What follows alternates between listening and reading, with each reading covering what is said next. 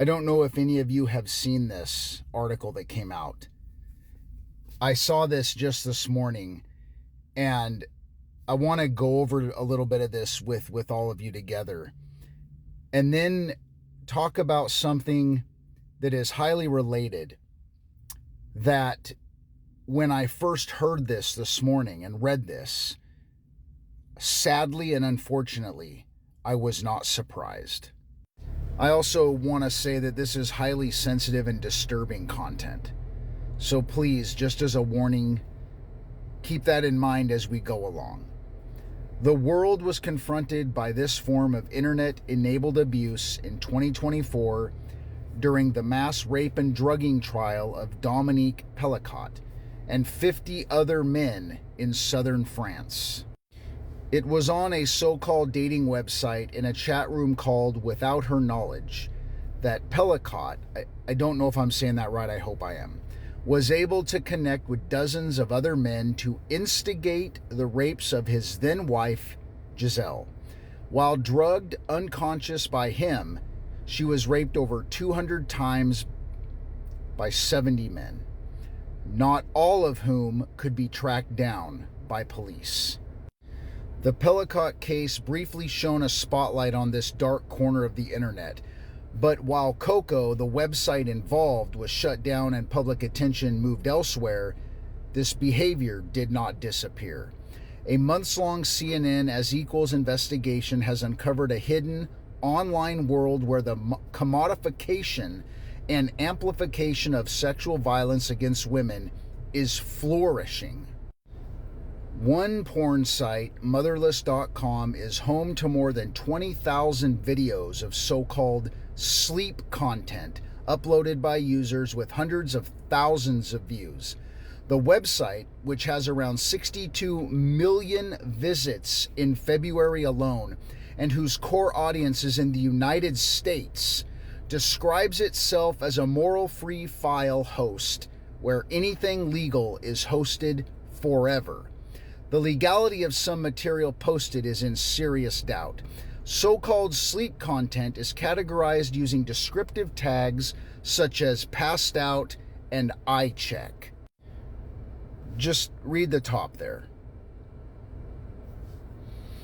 In these videos, men film themselves lifting the closed eyelids of women to show they are sleeping or sedated, with some eye check videos surpassing 50,000 views.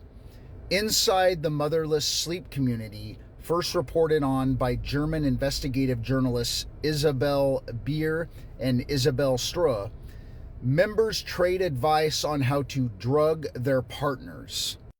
On the Z chat group, which a motherless user had linked to and where they first met Peter, they do the same. CNN is not providing the names and doses of the specific medicines the users said they employ. User 1. Been wanting to do this to the missus for ages. I can get blank, but honestly, shit scared of overdose. User 2. Always start low. You're thinking long game, so if first time ain't enough, up the dose. I remember when this movie first came out, and I remember seeing it when I was 16 years old. Highly inappropriate. Highly inappropriate that I saw this movie. But I had to see it. I had to see this movie. It's Woody Harrelson. Juliette Lewis, right? This is based on a real story, except they tweaked it quite a bit. And you're probably wondering, how does this have anything to do with what you just showed me? Because this is the culture. They covered up something very important about the true story that this movie was based on. And I remember watching this, and I was excited because Nine Inch Nails, Trent Reznor, who was my favorite band in the 90s, had several songs on this album that now I look back on and I hear those songs in a completely different way. And if you don't know the songs that Nine Inch Nails provided for this soundtrack, they provided an original track titled Burn, along with edited versions of Something I Can Never Have, which was one of their pseudo ballads on The Pretty Hate Machine, and A Warm Place. track 10 on the downward spiral. Now, I didn't know this when the movie came out and I was 16 years old, because as a 16-year-old, this stuff wasn't of interest to me. I didn't think to look into the background of what this movie was really based on, but they sure tweaked it. Mallory Knox's real-life inspiration, Carol Ann Fugate, was only 14 years old when she accompanied 19-year-old Charles Starkweather on a notorious 1958 killing spree across Nebraska and Wyoming. In 1958, Fugate became the youngest female in U.S. history to be tried and convicted of first-degree murder. Whether she was a willing accomplice or a terrified hostage is still a major historical debate. Fugate has always maintained that Starkweather held her against her will after murdering her family. Why do you think, under the direction of Oliver Stone, Mallory Knox was portrayed as a late teen, early 20s young woman, and not the historically accurate age of Carol Ann Fugate of 14? Why do you think they made that change? To make it more acceptable, right? Can you imagine if everybody watching that movie knew that girl was 14? Yeah, they didn't want you to really know that.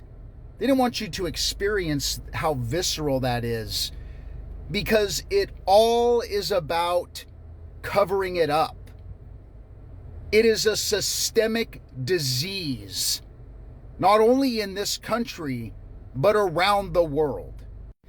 I was the biggest fan of Nine Inch Nails you would ever know.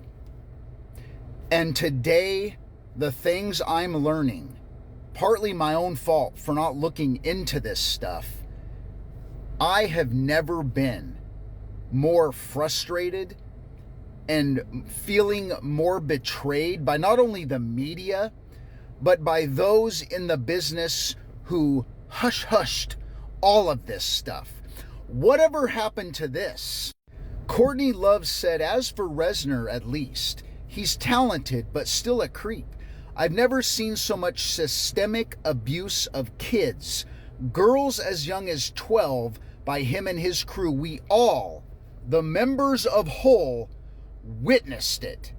This article was from 2021. Why was this information never brought forth like this by Courtney Love 2 decades prior to this? Because as someone who looked up to this man, that's sure something I would have liked to known when I was younger. It might have had a big impact on my desire to listen to what it is he was saying. But hey, what are you gonna do? It's Trent Reznor, it's Nine Inch Nails, it's David Bowie. This stuff's been known for a long time. David Bowie collaborated with Trent Reznor. They went on tour together. They've done interviews together. She was 15. Now, you can read more of that article if you want, and it talks about some of the things that were conflicting with this young woman's story. But it's known that these two had what she called consensual intimacy. Doesn't matter. She was 15. Moreover, the baby groupie scene was undoubtedly real, and there's no question that, for instance, Aerosmith Steven Tyler and the Rolling Stones' Bill Wyman repeatedly committed statutory rape with underage groupies. The fact that an underage Maddox had an ongoing relationship with Led Zeppelin's Jimmy Page is also undisputed. It is heavily corroborated and well documented, and pictures of them together are widely available. This is Lori Maddox at the age of 15. 2 years older than my daughter. I want to know how many people in the entertainment business kept their mouths shut our whole lives so that people like Jimmy Page could commit statutory rape. So that people like Courtney Love could keep her mouth shut when her whole band saw systemic abuse of young girls by Trent Reznor and his band. I mean, come on. It's Nine Inch Nails. It's Jimmy Page. It's Led Zeppelin, guys. Shh. Shh. How many people were involved? Is it any wonder why so many of us aren't surprised by what's in the Epstein files? It's a systemic disease. It's a facade they fed us our whole lives.